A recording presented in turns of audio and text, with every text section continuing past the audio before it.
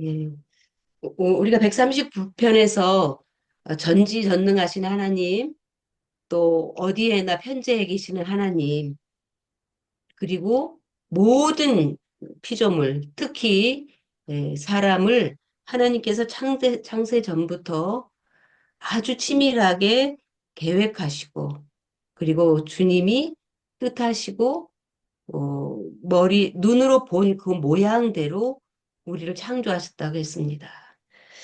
이거는 이제 다윗이 그, 그 수많은 역경과 또 다양한 어려움들을 겪어내면서 주님을 경험하고 또 그 경험을 통해서 주님이 어떤 분이신지를 하나씩 하나씩 체험한 것들을 오늘 우리에게 고백하고 있는데, 이 고백이 사실은 나의 고백인가는 정말 깊이 생각해 봐야 됩니다. 왜냐하면 우리는 살아가면서 어떤 고통스러운 일들을 많이 겪죠. 특히 이제 억울한 일 당할 때 우리는 참 견디기 힘듭니다.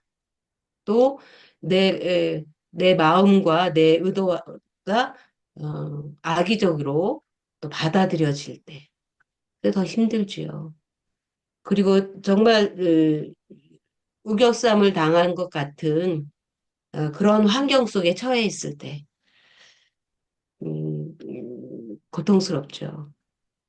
또 우리 자신, 나의 정체성, 또 내 자아가 건강하지 못하고 늘 위축되어서 낙심될 때 그런 여러 가지 상황들을 겪을 때 사실 이 오늘 139편에 그 우리의 모든 상황을 아시는 주님, 혹 사람들은 오해하여도 주님은 아시기 때문에 언젠가 진실을 드러내실 하나님, 그거를 믿을 수 있고요.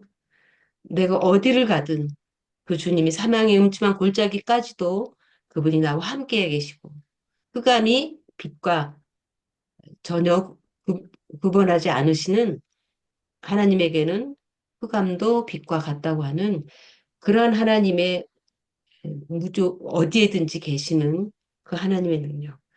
그리고 우리가 지음 받았다 그럴 때, 그냥 특별하게 지음 받았다는 그런 정도가 아니라, 음, 우리의 세포 하나까지, 우리의 모든 장기의 기능 하나까지도 하나님이 다 그의 생각 속에, 그의 계획과 섭리 속에 다 새겨 넣은 거라고 하죠.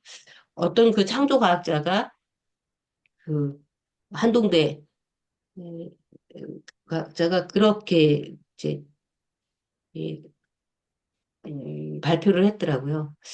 우리 세포의 DNA 하나를 쭉 이렇게 나열해 보면 책 1,000권의 분량이래요. 그 구조라든지 이런 것들을 조사를 해서 그거를 기록을 한 거를 책으로 묶으면 1,000권이라는 거죠. 세포 하나가, 우리 DNA 하나가 그 정도로 사실은 하나님이 우리 몸을 그래서 어떤 분은 그렇게도 얘기해. 우리 몸은 우주와 같다. 그럴 정도로 우리의 만들어진 이 구조가 하나님의 그 섬세하고 놀랍고 우리가 다 알 수 없는 그런 신비한 그런 계획 가운데, 섭리 가운데 우리가 만들어졌다면 우리의 모든 것들을 누구보다도 잘 알고 계시고 그리고 그 몸의 기능들을 움직이시는 분도 하나님이시라는 거죠. 그래서 우리가 어떤 어려움에 빠졌다 할지라도 사실은 우리가 낙심하지 않고 일어설 수 있는 건 바로 이 전지하신 하나님, 편지하신 하나님, 창조주, 섭리 하나님을 우리가 정말 내가 받아들이고 믿을 때에 우리는 그 두려움에서 일어설 수 있는 거죠. 그래서 이 제가 묻고 싶어요. 여러분들은 정말 이 다윗의 고백처럼 내가 믿는 뭐 그냥 객관적인 하나님이 아니라 내가 믿는 하나님은 전지하신 하나님인가? 나의 모든 것을 알고 계시는가?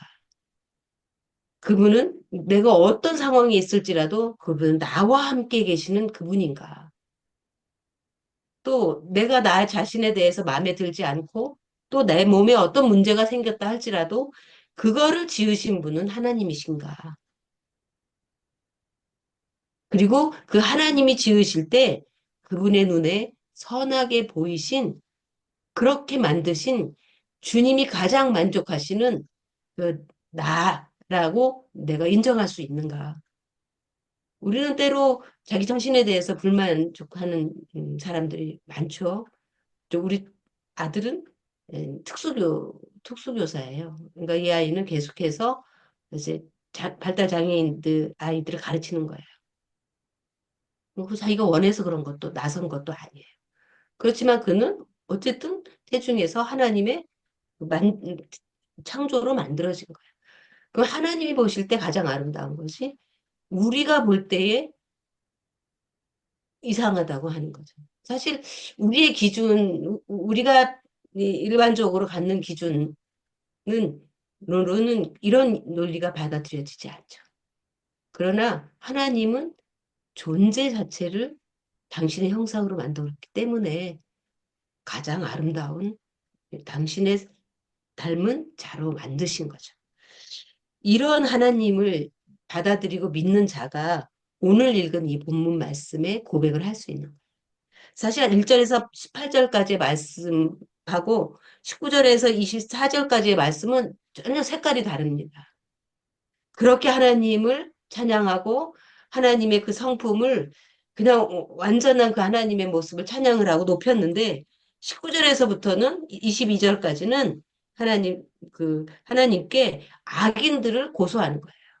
하나님 이들을 죽이십시오. 이들을 가만두지 마십시오. 이들을 처벌하십시오. 심판하십시오라고 말하는 거예요. 그러면 이 다윗이 누구를 이렇게 말하는가? 자기에게 하는 원한 있는 사람에 대해서 이렇게 말하는가? 아니죠. 여기 보면 이런 하나님에 대해서 대적하고 악의적으로 그 하나님을 공격하는, 미워하는 그 사람들에 대해서 다윗은 고발하는 거예요. 자신이 알고 있는 하나님, 그리고 그 하나님은 이 악인들조차도 그렇게 선하게 만드시고 악인들조차도 은혜를 베푸시는 그 하나님이신데 그것을 알지 못하고 의도적으로 하나님을 공격하고 대적하고 하나님의 이름을 망령되게 일컫고 미워하는 그들을 심판하라는 고발하는 것입니다. 이 마음은 하나님에 대한 사랑에서 나오고 그분의 존재에 대한 인식에서 나오는 것입니다. 사실 우리는 이렇게 기도하기가 참 부담스럽죠. 악인도 사랑하라고 했는데, 원수도 사랑하라고 했는데, 사실 부담스럽습니다. 그런데 여기에서 다윗은 그런 관점이 아닌 거예요. 자기가 경험한 그 하나님은 절대적인 하나님이신데, 그 하나님의 그 사랑은 다 셀 수 없는 거. 그런데 그 하나님에 대한 대적들, 그건 자기 원수라는 거죠. 그리고 하나님, 저는 그렇지 않아요. 저는 절대적인 하나님께 영광을 드리고 그 하나님을 높이고 그 하나님을 찬양합니다. 그 하나님이 나의 하나님입니다. 나의 창조주입니다. 사실 이 고백이거든요. 그래서 이 다윗이 이렇게 말할 때에는 이 하나님을 깊이, 10년 깊이 체험한 인격적인 관계에서 나오는 하나님에 대한 사랑의 고백인 거예요. 그래서 이제 우리가 정말 이 하나님에 대해서 이렇게 대적하는 사람에 대해서 이런 의분이 일어나는가? 사실 우리는 다 침묵하죠. 그런데 다윗은 그렇지 않았어. 그가 믿는, 그가 사랑하는, 그리고 자신을 사랑하는 그 하나님에 대해서 그렇게 할 수가 없었던 거예요. 오늘 우리는 이 하나님에 대한 그 믿음, 그분의 성품과 그분의 존재에 대한 그 믿음이 얼만큼 되는가. 거기에 따라서 그 하나님을 대적하는다. 또 이 지금 우리 세대는 여기에 나와 있는 것처럼 의도적으로 하나님을 대적하고 하나님의 진리를 거스르고. 그래서 우리 이제 세상의 법들이 그렇게 되잖아요. 하나님이 악하다 한 것을 세상은 선하다 하고 법으로 정해요. 그리고 하나님이 선하다 한 것은 세상은 악하다 그리고 법으로 정해요. 그러니까 의도적으로 하나님을 대적하는 거죠. 이러한 것들을 현상을 볼 때 우리는 어떤 마음이 드는가? 다윗과 같이 이러한 고백을 할 수 있는가? 이러한 소송을 하나님께 할 수 있는가? 그런 생각이 들죠. 그러면서도 다윗은 23절, 24절에서 겸손하게 하나님께 간구합니다. 하나님 저를 살피십시오. 그리고 내 마음이 어떤지 자세하게, 자세하게 살펴서 내 마음, 내 내면 세계, 내 생각, 이 모든 것까지도 당신이 아시지 않습니까? 왜냐하면 1절에서 6절까지 전지하신 하나님이라고 그랬대. 자신에 대해서 다 아시는 하나님께 지금 고백하는 거예요. 그러면서 간구하는 거예요. 내 마음을 아시지 않습니까? 나를 시험하셔서 내가 주님을 사랑하고 주님께 순종하고 주님의 언약을 지키는 자임을 주님 알아주십시오. 이렇게 말하는. 그러면서 24절에서 그러나 내게 무슨 악한 행위가 있는지 자세하게 살펴보시고 그것을 돌이켜서 영원한 길로 나를 인도하여 주십시오. 그래서 자기의 완전함을 또 주장하지 않았어요. 자기에게도 악한 행위가 있을 수 있기 때문에 그러한 자기를 살펴보시고 여기 보시면 16절에 내 형질이 이루어지기도 전에 주의 눈이 나를 보셨으며 그 나를 보시는 그 눈으로 내 마음을 내 행위를 살펴보시고 나에게 잘못된 것이 있으면 돌이켜서 영원한 길로 갈 수 있도록 인도해 주십시오. 그렇게 기도하는 거예요.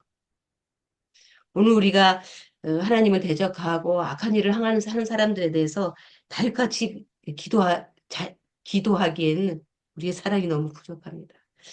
그래서 우리는 나도 이런 악인과 같은 사람이었는데 십자가의 은혜로 구원을 받았다면 하나님 저들에게도 주의 십자가를 만나고 돌이켜서 구원받을 수 있는 긍휼함을 베풀어 주십시오. 사람은 깨닫지 못하지만 주님의 긍휼하심이 저들을 돌이켜서 그 악한 행위를 돌이켜서 영원한 길로 갈 수 있다면 저들을 그 길로 이끌어 주십시오. 우리는 그렇게 기도해야 되겠죠. 그러나 하나님을 향한 우리의 사랑은 어떤 경우에도 다윗과 같은 그러한 신앙이 되기를 사모하고 그런 주님에 대한 그런 사랑의 고백들이 우리의 일상의 삶 속에서 지속적으로 있으면 참 좋겠습니다. 그래서 주님은 전지하십니다. 나의 모든 것을 아십니다. 내 마음도 내 말도 다 아십니다. 그리고 그 주님은 나를 앞뒤로 둘러싸시고 인도하십니다. 그리고 주님은 내가 사망의 음침한 골짜기 있을지라도 거기에 계심을 저는 믿습니다. 주님은 저를 창세 전에 당신의 그 놀라운 생각과 그 눈 속에서 눈으로 보신 것으로 저를 만드셨습니다. 그 주님의 놀라운 사랑에 항상 순종하고 그 사랑에 사랑으로 반응하는 저의 삶이 되게 해주십시오. 항상 그렇게 매일 주님 앞에 고백하는 그래서 그 사랑을 내 그 사랑의 감정을 훈련해가는 우리가 되었으면 좋겠어요. 사랑은 이 느끼는 게 아니라 믿는 거더라고요. 그래서 이 하나님의 사랑 속에서 우리를 이끄시는 그 하나님께 전적으로 신뢰하고 그분이 나를 영원한 길로 인도하실 수 있도록 나를 항상 주님께 드리는 우리 모두 됐으면 좋겠습니다. 함께 기도하겠습니다.